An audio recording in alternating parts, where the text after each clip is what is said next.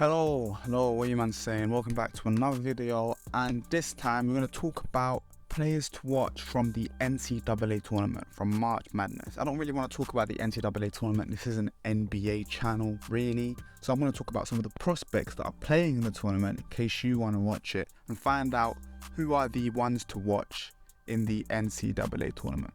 So this is Idiot's Guide to the best prospects from the NCAA Tournament. First off, we'll start with the most obvious player, Brandon Miller. Brandon Miller, he's projected to probably go third in the draft or fourth if Amen Thompson goes on top of him. But for me, he should probably go second ahead of Scoot Henderson. I think he is the second best prospect in this year's draft. He's 100% the best small forward and best wing player in this year's draft. And he's 1,000,000% the best freshman in this year's draft as well. He has the most beautiful jump shot and can really pull up from anywhere across the entire floor. He's a great 3-level scorer really. And I won't focus too much on Alabama, this college he goes to, but they are the 1 seed and can really make a push, pushing him into that solidified second pick in this year's draft if they really do go on that run. I mean, I think they might struggle a little bit late on just because of their lack of shot creation. If they can make a push, we will see Brandon Miller as our second pick in the 2023 NBA draft. I think Brandon needs to work on his athleticism a little bit, maybe going into the paint, and he can finish under the rim, but sometimes his leaping ability isn't as strong as it could be. So if he develops that, he could prove to be an all-star in the many years to come and one of the best players in the NBA. If I was to compare him to an NBA player, I would probably say Paul George, a less explosive and less athletic Paul George, definitely. But Paul George, they wear the same number. My second prospect coming out of Arkansas, and it is Anthony Black. I won't lie, I'll be matter of fact with you, I need Anthony Black on the Washington Wizards. He's a 6'7" point forward, but he'll probably transition into a point guard in the league. And he's incredibly skilled. He's a decent shooter. Where he really is going to earn his money is his ball playing ability and his ball handling and playmaking ability. He has beautiful passing and amazing court vision. He really is a court vision and is able to run offensively the team and make sure the systems, the team players are intact and together. I think his vision and even his size accompanied with that will surely help him in the NBA and prove to be a reason why teams will be striving to try and pick him earlier in the draft. And I think maybe he could add on some muscle, a little bit of muscle when he comes into the league, but I think his athleticism will make up for the lack of muscle he has right now. If I was to compare him to a player in the NBA, I'd probably say Josh Giddey. He reminds me of a Josh Giddey, a tall point guard who can really play make and run an offense. The third player is going to be someone who fell a little bit in the draft prospects, but I think he's going to be a great NBA player, Grady Dick. Don't restrict my video, his name is Grady Dick. I hope he doesn't stay at Kansas for another year. He's one of those players that knows how to find his spots and knows how to get to the positions he knows will work on the floor. Just a quintessential modern day small forward. He can score from across all 3 levels and has enough leaping ability to really make an impact above the rim as well.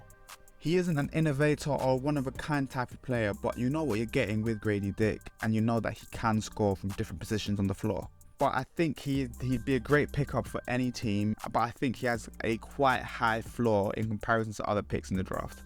My draft comparison to him would be, he's a rogue shout, but I'd say Bogdan Bogdanovic, a player who's offensively skilled, tremendously skilled, and maybe might not be the greatest defender, but can, if they put in effort, put in a shift on the defensive end as well. My fourth prospect is going to be Cal Filipowski. Beautiful name if you're asking me. He's the unicorn of this year's draft. He's a 7 foot, unless you're counting Victor Wembanyama, he's the unicorn of this draft. He's 7 foot and has tremendous shooting ability and tremendous playmaking ability as well.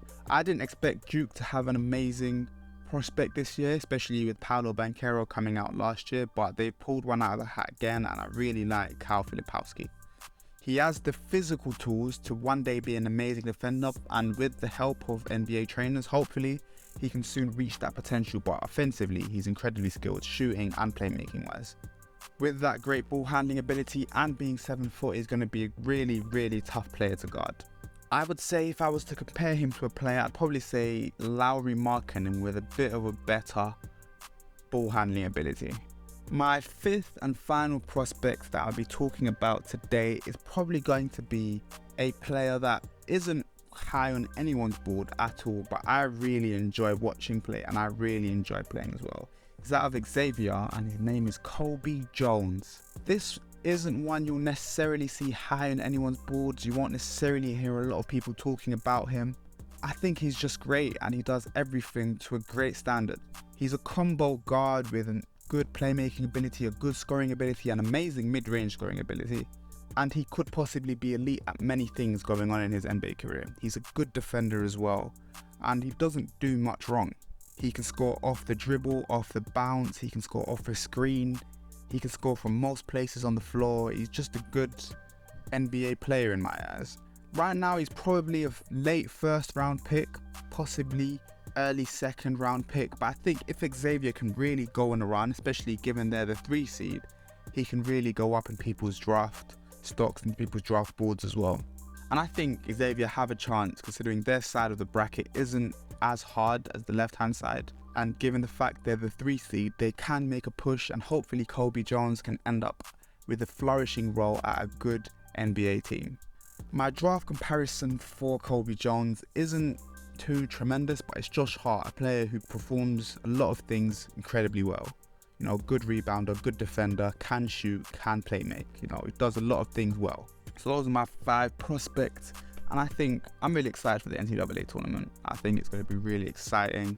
We've obviously had the first 4 games already started, and hopefully we can see our teams go on a run. This NCAA tournament, I'm supporting Iowa because I've got a friend that's out there in Iowa playing for the Iowa Hawkeyes, and I do like a little bit of Chris Murray as well.